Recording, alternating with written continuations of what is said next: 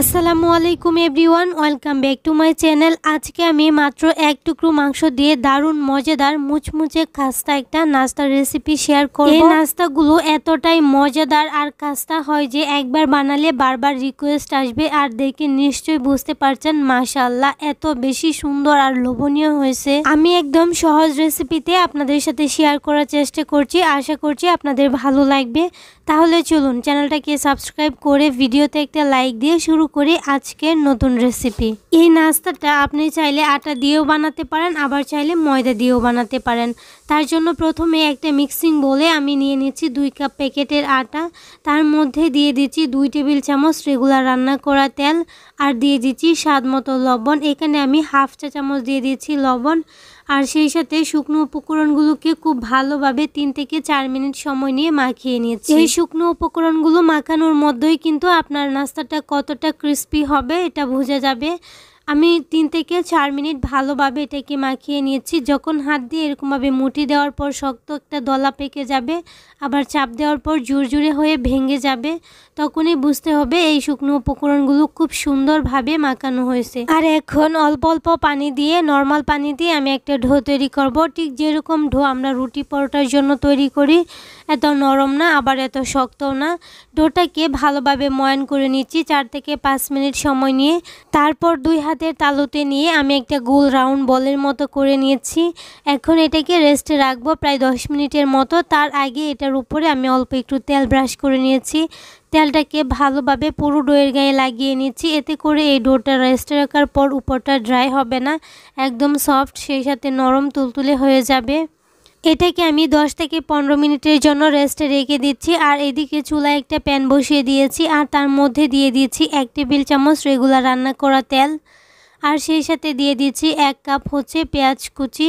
পেঁয়াজটাকে আমি হালকা নরম করে ভেজে নেব। এই পেঁয়াজটাকে একদম নরম ব্রাউন কালার করে ভাজা যাবে না, পেঁয়াজটা কিন্তু নরম হবে বাট কচকচে টাইপের একটা থাকবে, এরকম অবস্থা কিন্তু রাখতে হবে। চুলার আঁচটাকে মিডিয়ামে রেখে আমি 2 থেকে 3 মিনিটের মতো ভেজে নিয়েছি। তারপর এখানে স্বাদ মতো লবণ দিয়ে দিচ্ছি। লবণটা দেওয়ার পর কিন্তু অনেকটাই পানি ছেড়ে দিচ্ছে, চুলার আঁচটাকে বাড়িয়ে দিচ্ছি, না হলে কিন্তু পেঁয়াজটা অনেক বেশি নরম হয়ে যাবে।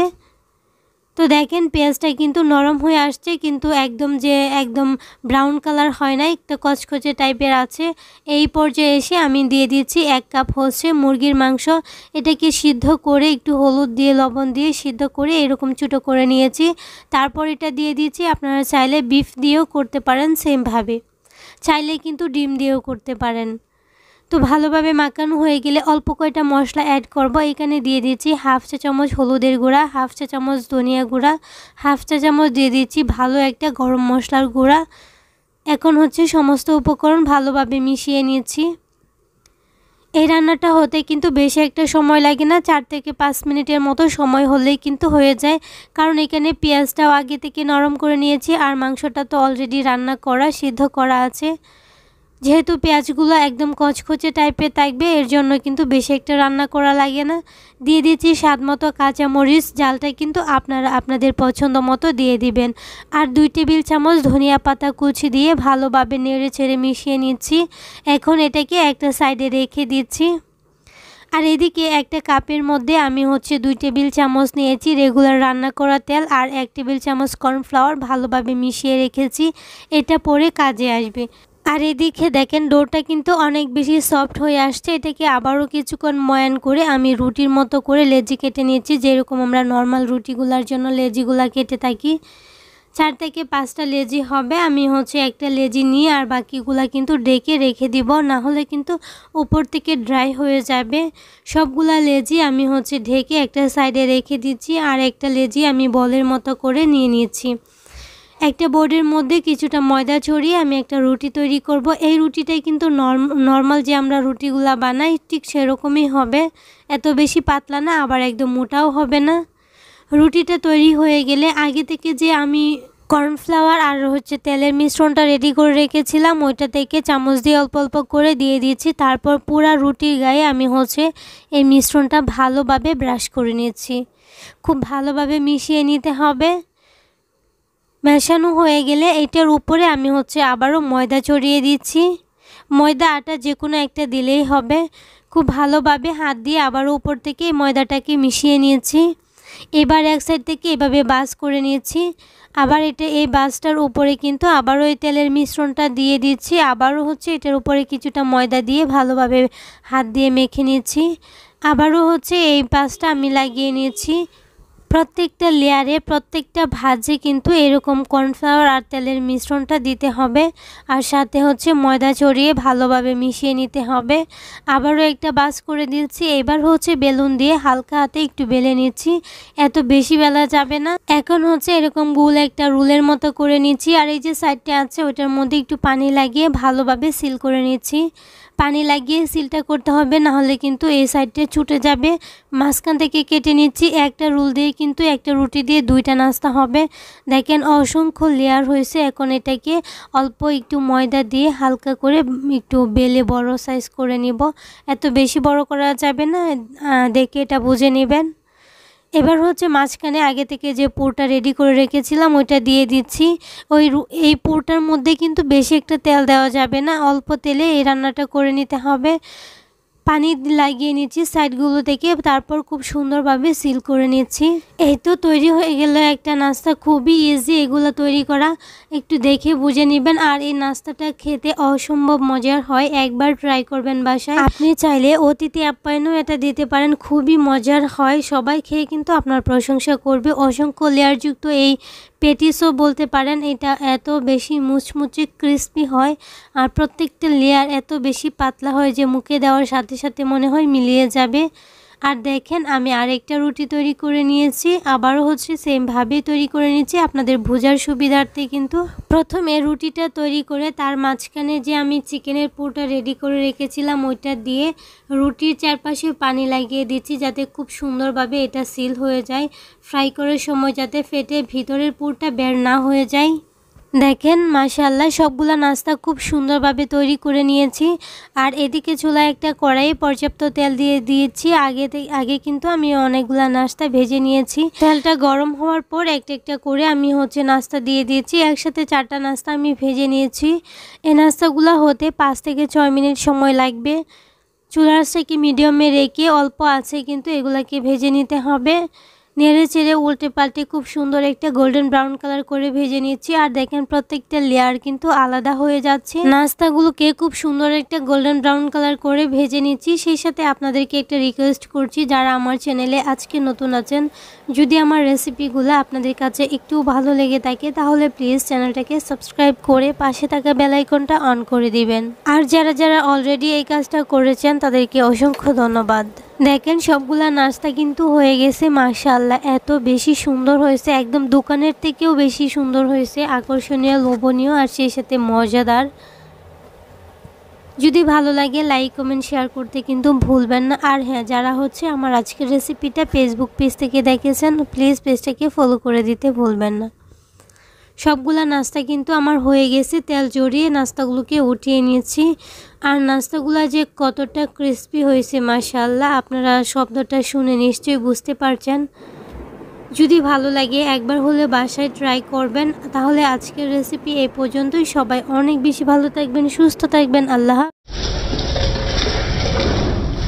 আসসালামু আলাইকুম everyone, welcome back to my channel. আজকে আমি রান্না করা মাংস দিয়ে মুচমুচে কুড়মুড়ে আকর্ষণীয় ডিজাইনের একটা পিঠা তৈরি করব। এই পিঠাটা দেখতে যতটা সুন্দর হয়েছে খেতেও কিন্তু মাশাআল্লাহ অনেক বেশি মজা হয়েছে। চাইলে কিন্তু রান্না করা মাংস দিয়ে মাত্র 10 মিনিটে এই পিঠা তৈরি করে সবার মন জয় করে নিতে পারেন। যে দেখবে সেই কিন্তু খেতে চাইবে, লোভ সামলাতে পারবে না। একদম সহজ রেসিপিতে শেয়ার করার চেষ্টা করছি। আশা করছি আপনাদের ভালো লাগবে। আর যদি ভালো লাগে প্লিজ চ্যানেলটাকে সাবস্ক্রাইব করে পাশে থাকা বেল আইকনটা অন করে দিবেন। তাহলে চলুন আর কথা না বাড়িয়ে শুরু করি আজকের নতুন রেসিপি। প্রথমে চুলায় একটা প্যান বসিয়ে দিয়েছি, তার মধ্যে 2.5 কাপ পানি দিয়ে দিয়েছি আর দিয়ে দিচ্ছি স্বাদ মতো লবণ। আমি এখানে 1/2 চা চামচ লবণ দিয়ে দিচ্ছি। এবার এই পানিটাকে ঢাকনা দিয়ে ডেকে অপেক্ষা করব বলক আসার আগ পর্যন্ত।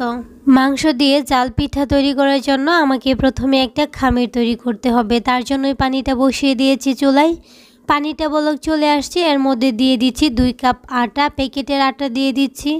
চাইলে এখানে ময়দা অথবা চালের গুঁড়িও দিতে পারেন। এবার এটাকে ভালোভাবে মিশিয়ে নিচ্ছি। এই পর্যায়ে কিন্তু ভালোভাবে মিশিয়ে নিতে হবে, না হলে কিন্তু গুটি বা দলা দলা থাকতে পারে।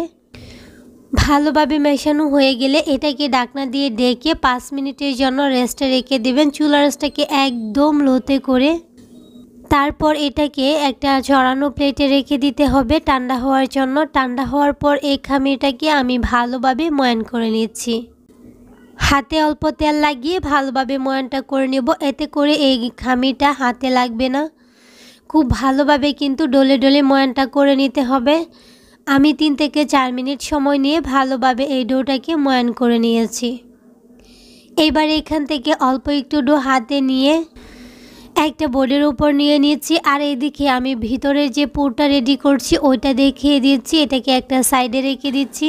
আমি বাসায় বট বা বুড়ি যাই বলেন ওইটা রান্না করেছিলাম। 2 বার খাওয়ার পর অল্প একটু ছিল, ভাবলাম এটা দিয়ে একটা পিঠা তৈরি করি। যেহেতু বটের পরিমাণ অল্প একটু ছিল, তার জন্য আমি এখানে আরেকটু আলু কেটে এটাকে ভালোভাবে রান্না করে নিয়েছি। আর এটাকে আমি পুর হিসাবে ব্যবহার করব। আর এটা খেতে কিন্তু ভীষণ মজা হয়েছিল, আর দেখেও তো মাশাআল্লাহ বুঝতে পারছেন কতটা লোভনীয়।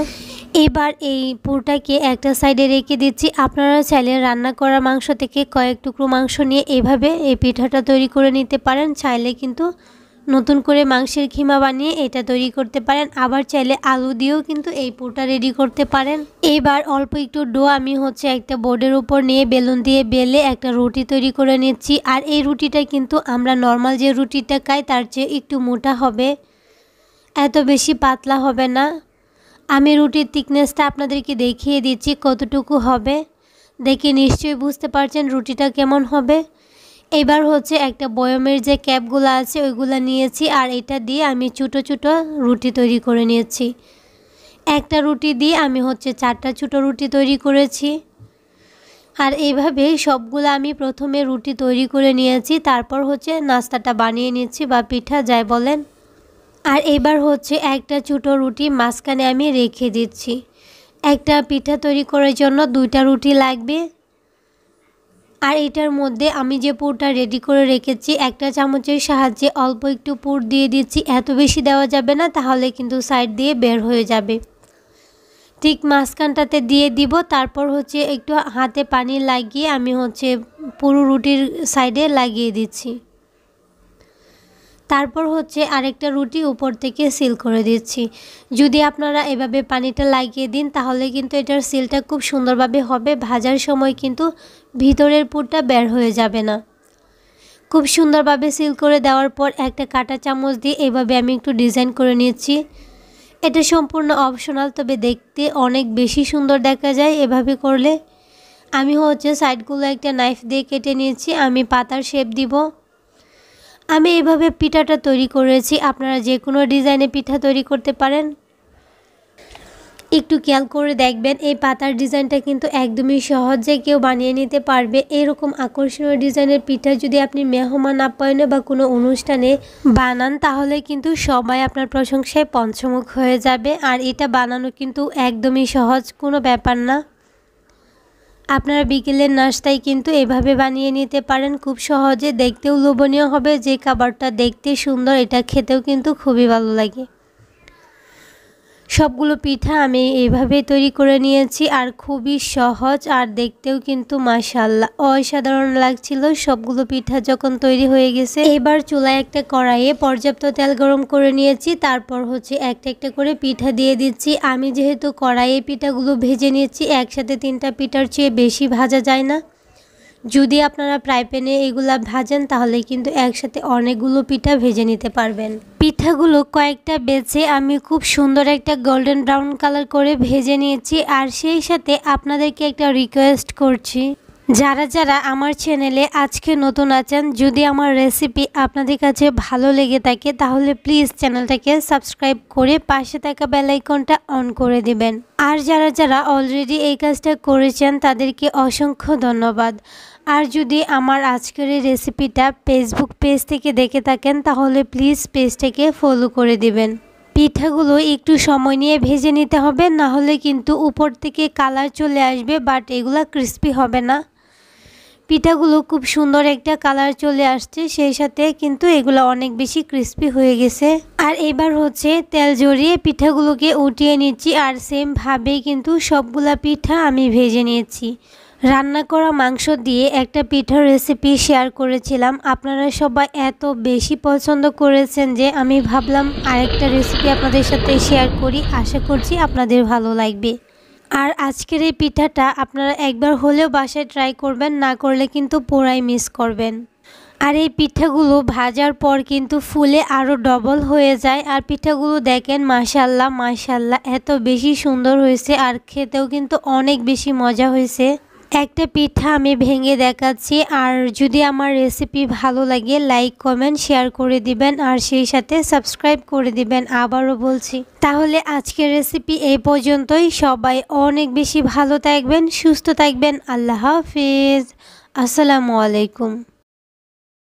আসসালামু আলাইকুম everyone, welcome back to my channel Najma special recipe. আমার আজকের রেসিপি দোকানের মতো মুচমুচে রসালো খাজা বা গজা। A to Z রেসিপিটা শেয়ার করার চেষ্টা করছি, আশা করছি আপনাদের ভালো লাগবে। তাহলে চলুন আর কথা না বাড়িয়ে ভিডিওতে একটা লাইক দিয়ে চ্যানেলটাকে সাবস্ক্রাইব করে শুরু করি আজকের নতুন রেসিপি। খাজা তৈরি করার জন্য প্রথমে একটা মিক্সিং বোল নিয়েছি, এর মধ্যে 1 কাপ ময়দা নিয়েছি। আমি আজকে ময়দা দিয়ে তৈরি করব, চাইলে কিন্তু আটা দিয়েও তৈরি করা যায়। দিয়ে দিচ্ছি 2 টেবিল চামচ হচ্ছে রেগুলার রান্না করা তেল, সেই সাথে স্বাদ মতো লবণ। সবগুলো উপকরণ ভালোভাবে হাত দিয়ে ঘষে ঘষে মাখিয়ে নিতে হবে। শুকনো উপকরণগুলো মাখানোর মধ্যেই কিন্তু বোঝা যাবে যে আপনার এই খাজাটা কতটা ক্রিস্পি হবে। শুকনো উপকরণগুলো খুব ভালোভাবে মাখানো হয়েছে কিনা সেটা বোঝার জন্য ময়দাগুলোকে মুঠ দেওয়ার পর শক্ত হয়ে যায়, আবার চাপ দিলে ভেঙে যায়। এরকম একটা পর্যায়ে যদি আসে তাহলে একদম পারফেক্ট হয়েছে। আর এখন হচ্ছে অল্প অল্প পানি দিয়ে আমি একটা ডো তৈরি করে নিব।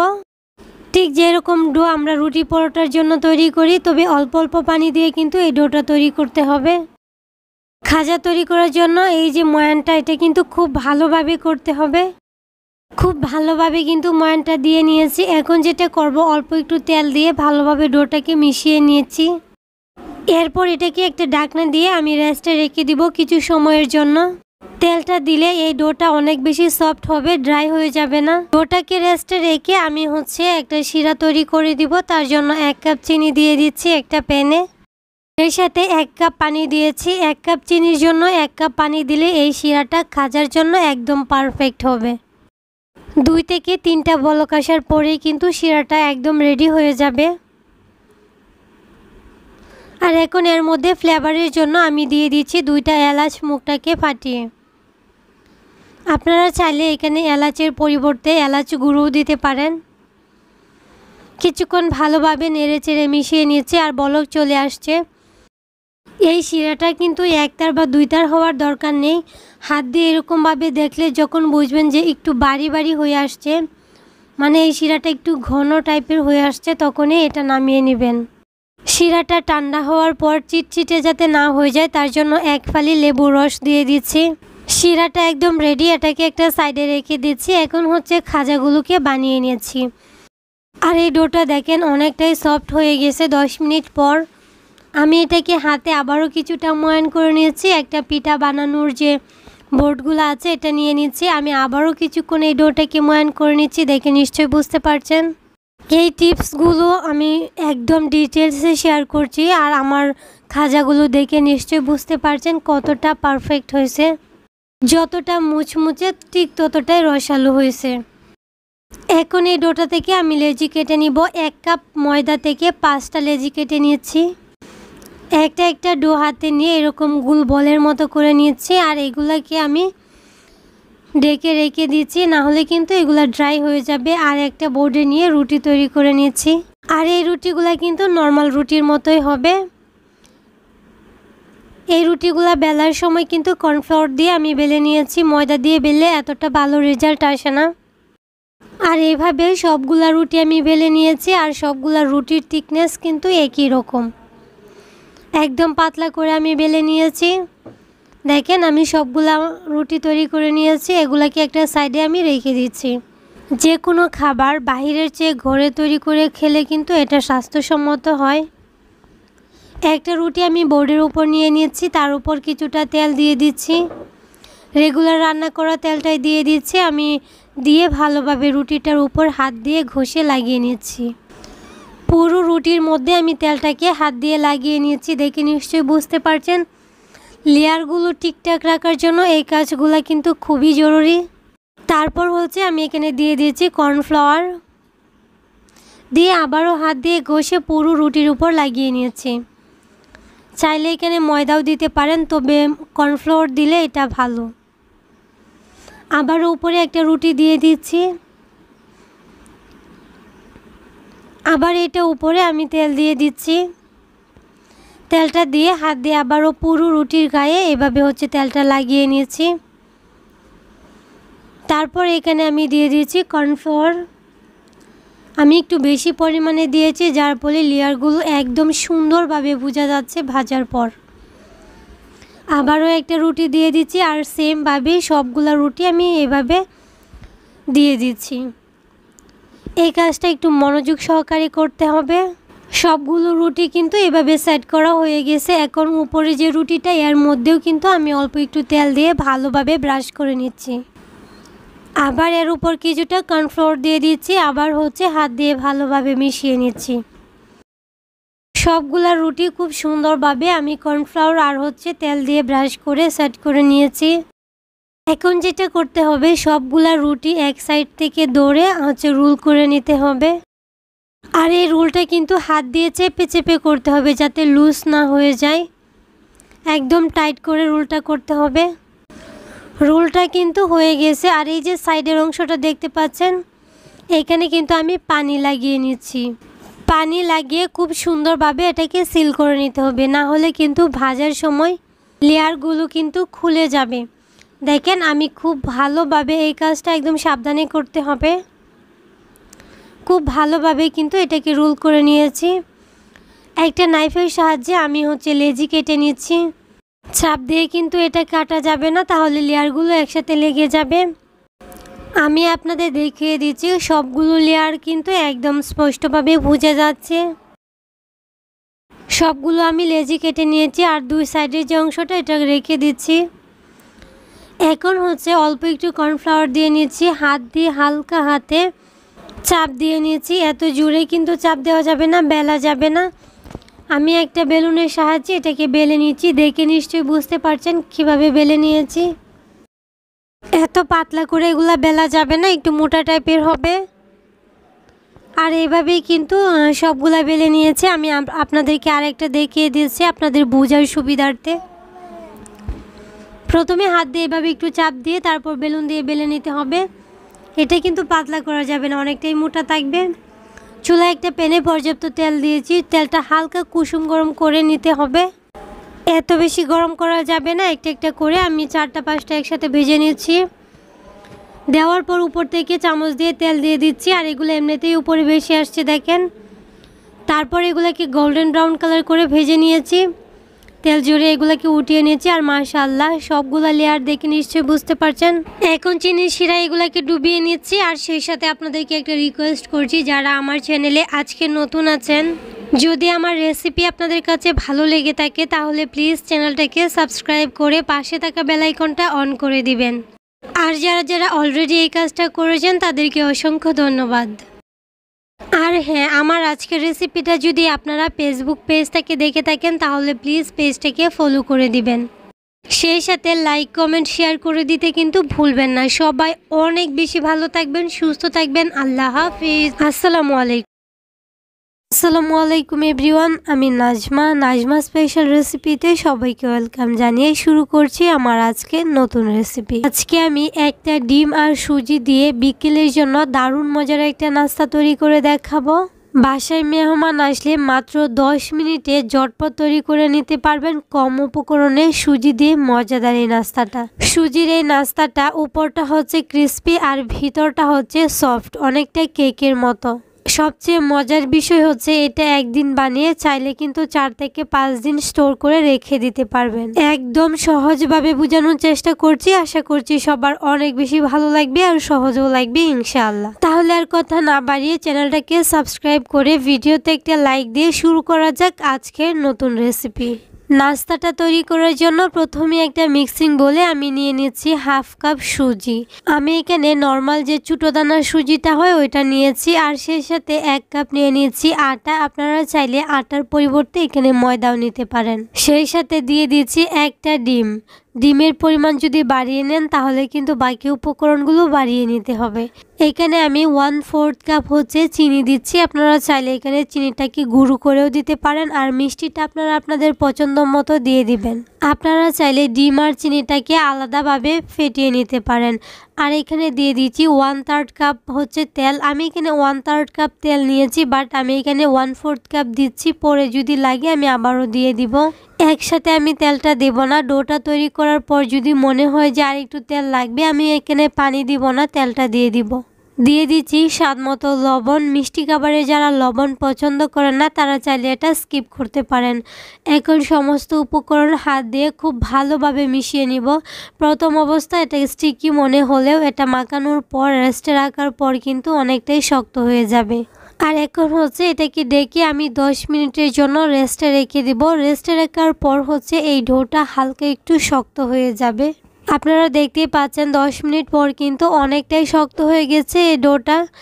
এখন হচ্ছে এখানে 1 টেবিল চামচ মিল্ক পাউডার দিচ্ছি। আপনারা চাইলে পরিমাণে বাড়িয়ে দিতে পারেন, আবার না দিলেও কিন্তু কোনো সমস্যা নেই। তবে গুঁড়ো দুধটা দিলে এটার টেস্ট অনেক বেশি ভালো আসে। আর এখানে 1/4 টিস্পুন দিয়ে দিচ্ছি বেকিং সোডা। আপনারা চাইলে বেকিং পাউডার দিতে পারেন, তাহলে পরিমাণে একটু বেশি দিতে হবে। এইবার আমি আবারও সমস্ত উপকরণ খুব ভালোভাবে মিশিয়ে নিচ্ছি। মেশানো হয়ে গেলে হাতে একটু তেল লাগিয়ে নিচ্ছি। তারপরে একটা আমি টেবিল চামচ নিয়ে নিচ্ছি, আর অল্প করে নিয়ে আমি এভাবে গোল করে নিয়ে এভাবে লম্বাটে একটা শেপ দিয়ে নিচ্ছি। দেখে নিশ্চয়ই বুঝতে পারছেন। সবগুলো এইভাবে তৈরি করে নিচ্ছি। আপনারা আপনাদের পছন্দ মতো যে কোনো ডিজাইনে কিন্তু এগুলো তৈরি করে নিতে পারেন। সবগুলো কিন্তু তৈরি হয়ে গেছে। আর এদিকে চুলায় একটা প্যানে আমি পরিমাণ মতো তেল গরম করে নিয়েছি। তেলটা গরম হওয়ার পর আমি এখানে একটা একটা করে সবগুলা নাস্তা দিয়ে দিচ্ছি। আর এই নাস্তাগুলো হতে কিন্তু বেশি একটা সময় লাগে না। মিডিয়াম আছে প্রায় 5 থেকে 6 মিনিটের মতো লাগছে এই নাস্তাগুলো হতে। আর নাস্তাগুলো আমি সুন্দর একটা গোল্ডেন ব্রাউন কালার আসার পর্যন্ত ভেজে নিচ্ছি। সেই সাথে আপনাদেরকে একটা রিকোয়েস্ট করছি, যারা আমার চ্যানেলটাতে নতুন আছেন, যদি আমার রেসিপি আপনাদের কাছে ভালো লেগে থাকে তাহলে প্লিজ চ্যানেলটাকে সাবস্ক্রাইব করে দিবেন, আর পাশে থাকা বেল আইকনটা অন করে দিবেন। আর যারা যারা অলরেডি এই কাজটা করেছেন তাদেরকে অসংখ্য ধন্যবাদ। আমার এই সহজ নাস্তার রেসিপিটা ভালো লাগলে একটা লাইক করে দিবেন, আর কেমন হয়েছে কমেন্ট করে জানাতে ভুলবেন না। ভালো লাগলে অবশ্যই একবার বাসায় ট্রাই করে দেখবেন। একদম কেকের মতো। আশা করছি আপনাদের ভালো লাগবে। আমি চেষ্টা করি সবসময় সহজ আর মজাদার রেসিপি আপনাদের সাথে শেয়ার করতে। আর এই নাস্তাটা খেতে মাশাআল্লাহ আমার কাছে তো অনেক বেশি ভালো লেগেছে। আমি আশা করছি আপনাদের কাছেও ভালো লাগবে। যদি ভালো লাগে আবারও বলে দিচ্ছি, প্লিজ চ্যানেলটাকে সাবস্ক্রাইব করে দিবেন, আর পাশে থাকা বেল আইকনটা অবশ্যই অন করে দিবেন। আর যারা অলরেডি এই কাজটা করেছেন তাদেরকে অসংখ্য ধন্যবাদ। লাইক করে দিবেন, কমেন্ট করে জানাবেন। আর দেখেন উপরটা একদম ক্রিস্পি হয়েছে আর ভিতরটা একদম কেকের মতো স্পঞ্জি, বলতে পারেন এটা কেকই। আজ এই পর্যন্তই। সবাই অনেক বেশি ভালো থাকবেন, সুস্থ থাকবেন। আল্লাহ হাফিজ। আসসালামু আলাইকুম।